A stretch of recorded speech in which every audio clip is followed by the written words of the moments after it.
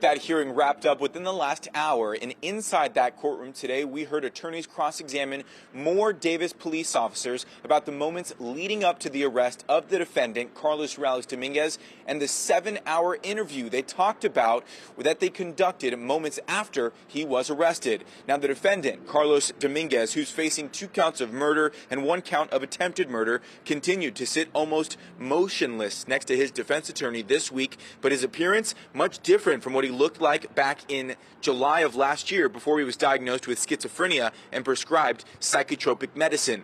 Davis police officers today talking about a Davis resident recognizing and following Dominguez after a description of a suspect was put out in relation to the stabbings, and the resident calling the police, then leading to his arrest. They also talked about Dominguez asking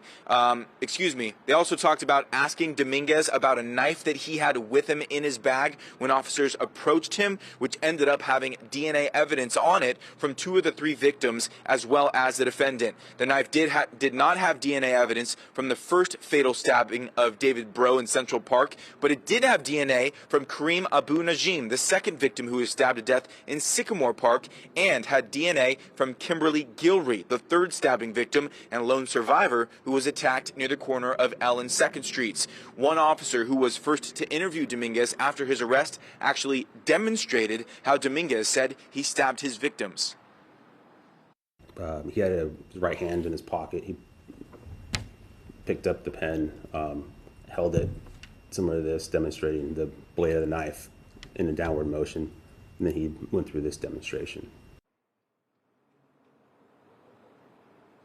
Now back out here live, as we mentioned, Dominguez was diagnosed as schizophrenic. Much of that 7-hour interview the day that he was arrested was full of ums and likes and a lot of misanswering questions, kind of not answering what officers were asking him. So that demonstration of the stabbing was one of the prominent points during the testimony today. Now, they also found DNA evidence on the hoodie that he was wearing that day that was connected to one of the victims of the stabbings. Again, the preliminary hearing is over. They are expected to be back in court, however, on March 13th at 9 a.m. And, of course, we will be here in the courtroom. You can watch our complete coverage of these Davis stabbings on our website at fox40.com. Reporting in Woodland, covering local news that matters, I'm Zach Boetto, Fox 40 News.